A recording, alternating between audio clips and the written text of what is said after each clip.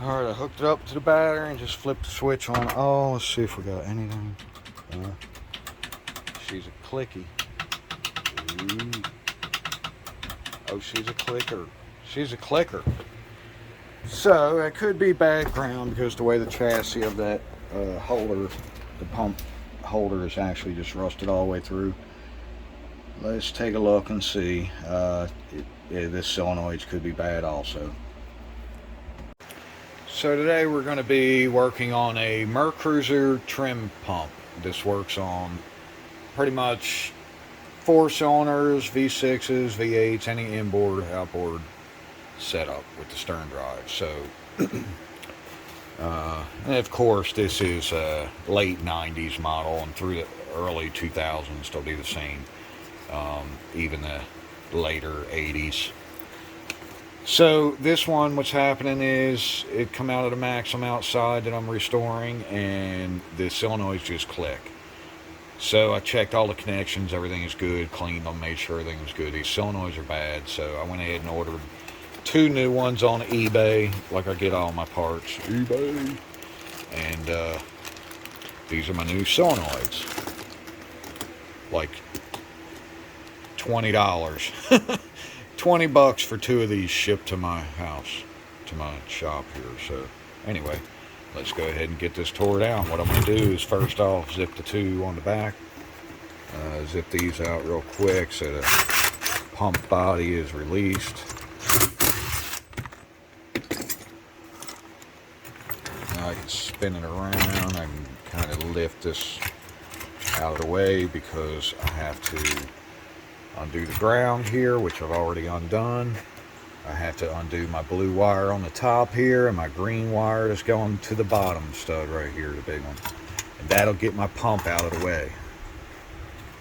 Now that I've removed the pump out of the way, it gives me access to go ahead and get to all the screws here. So what I'm going to do is undo the little one here, this little one, and that's connected to the main plug down here.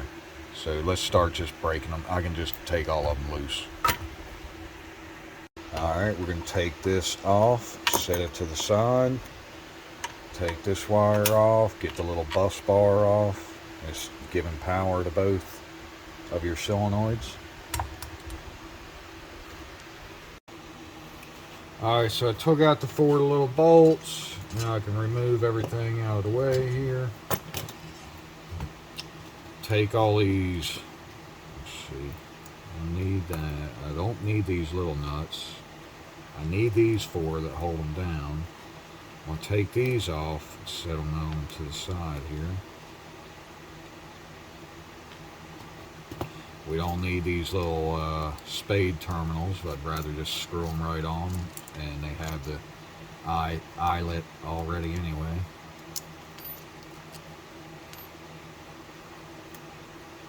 Alright, so the little ones do have the lock washers, and the bigger ones they did not, so I'll reuse the lock washers off the old ones.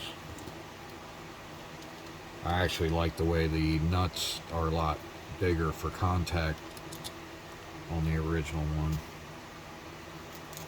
I might reuse them too.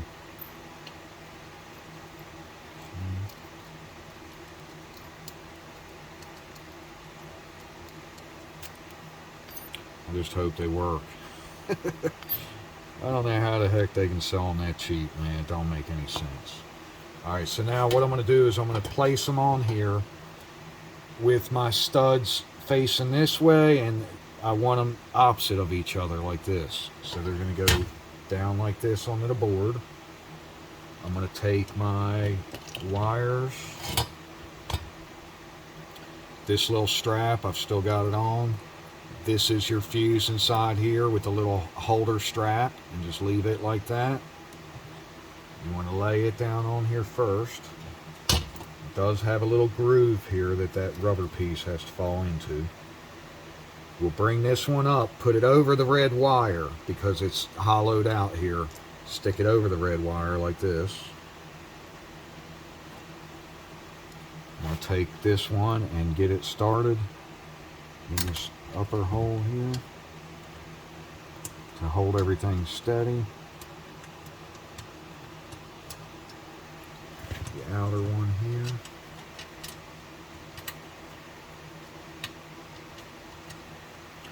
Alright, bring these two wires right through the middle. Bring this one over and set it on.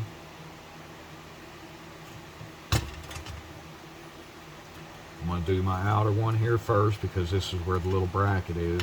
So it makes it easier, gives me a little movement. Go ahead and do this one first.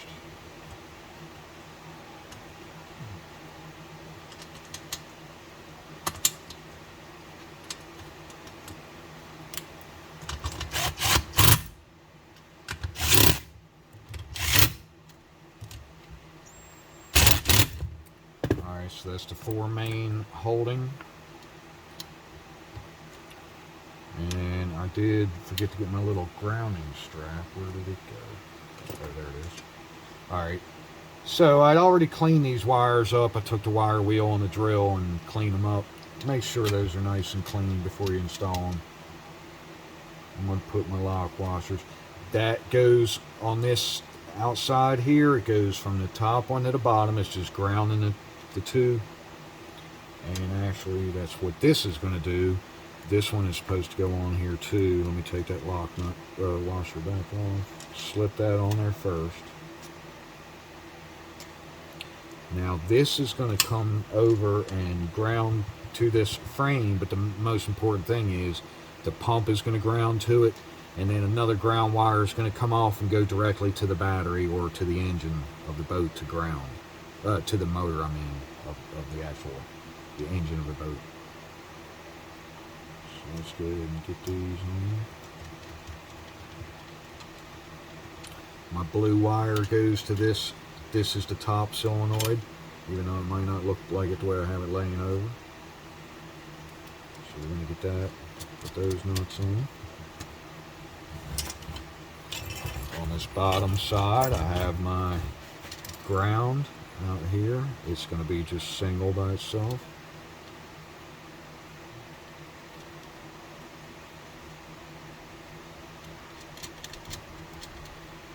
The green wire goes to the lower solenoid. That's your up and down on the tilt and trim. If you get them mixed up, then it would trigger, the switch would be opposite of what it's supposed to be for your foot to be going up and down, the out drive. Alright, so that should be 5/16, I believe.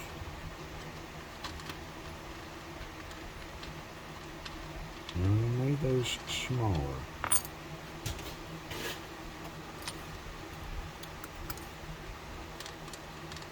Quarter's too small. Let's try 7 of them.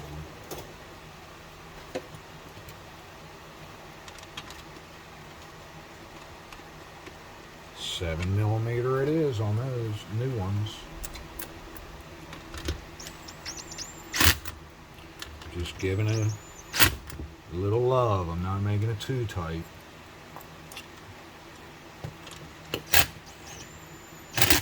Not trying to break anything. But you do want them tight. These electrical connections always need to be tight. Alright, so next step is going to be drop the bus bar back between them again.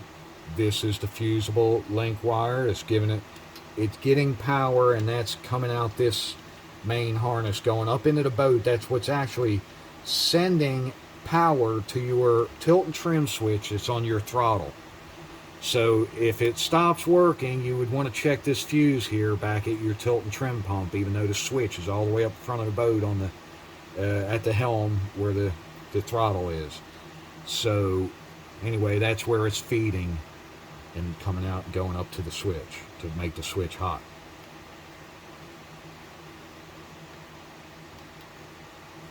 Well, I'll tell you, with these new studs, they're so short, they don't even give you any room for a lock nut on there. So we're going to try it like this. Grab your little assembly. I always recommend you pop this cap off, put a wrench on the back, and tighten this inside nut here, the one that's actually, because this is a stud running through. Sometimes it'll get loose to where when you tighten this, it's actually spinning this whole stud, and all it's doing is clamping on this copper piece of metal, so it will cause a failure to operate. And see, all marine engines pretty much have one of these on the starter also, and so sometimes you might have an issue with it doing one loud clunk or whatever, a click. You need to check this. If you can reach in here and move the wire and it spins the whole stud, that's no good. It's not going to work like that probably. Alright, so I need to go ahead and snug these down. We shouldn't need the 7mm anymore. That was just for these new ones. Let's see what size these new. Must be 3/8. Well, 10mm, I guess. So the new ones are metric. And I'll tell you, almost everything on a mercruiser setup, you know, 05 and under is going to be standard equipment. And it's not a 10.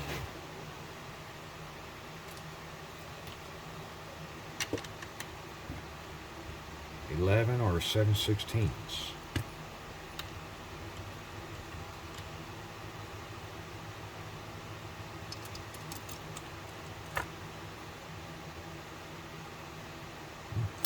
$11 fits it really nice. So we're going to roll with that.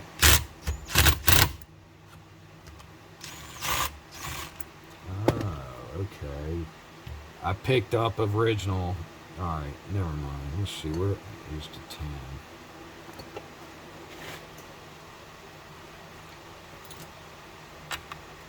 Yeah, the new ones are 10s. What happened was I picked up one of the originals by accident and stuck it on there.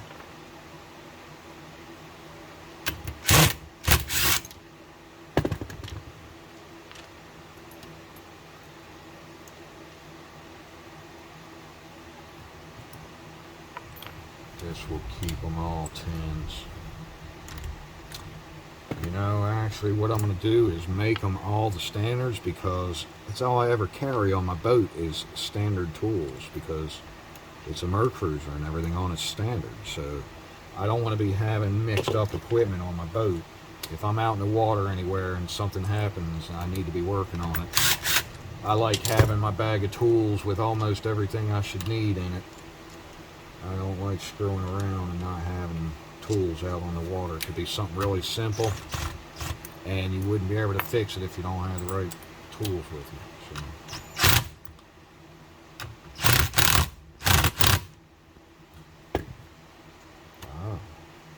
So that one, they're a different thread, ain't they?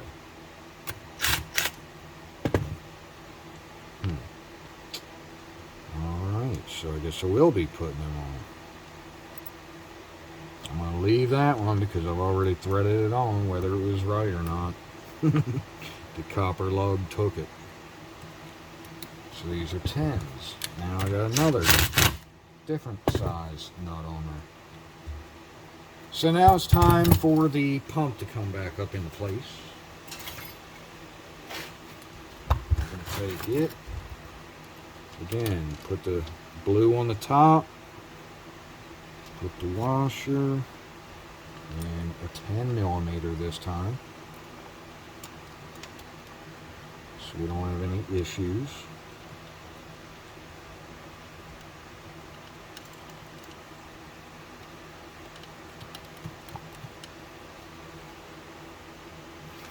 Rain is on the bottom right here.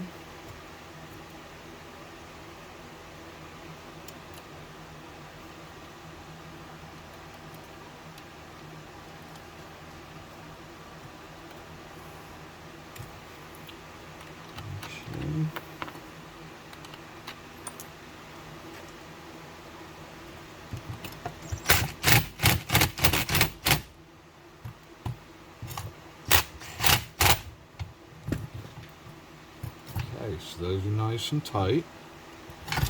Now I'm going to install the two big bolts in the back of the pump again.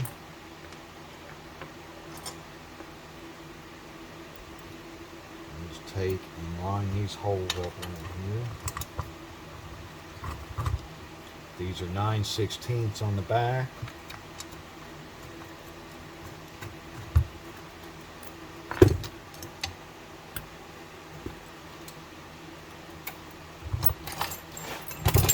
Zip this in.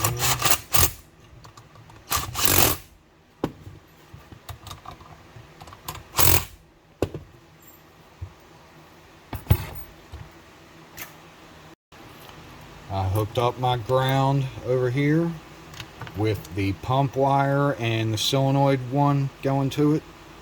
And then this is my hot I'm going to install right here.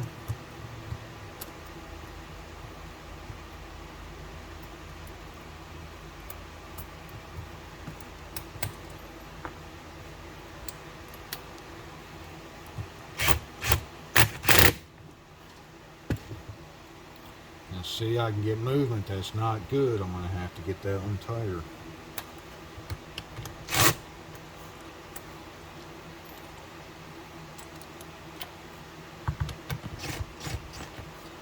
What happened to my 10 mil?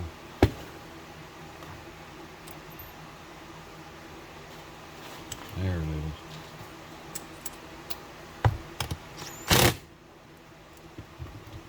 Sorry for the mess, but that's how it goes sometimes. So I've got it hooked up to a 12-volt battery, car battery down here on the floor beside the toolbox. And I'm just going to jump. This is the harness that goes up to the switch on the dash. Oh yeah. Nice. Let's go down. Heck yeah. Wow, that sounds really good now. Dang right. Alright, so there is your rebuilt and tested solenoids on the pump. Not rebuilt, but got my pump working again, let's put it that way.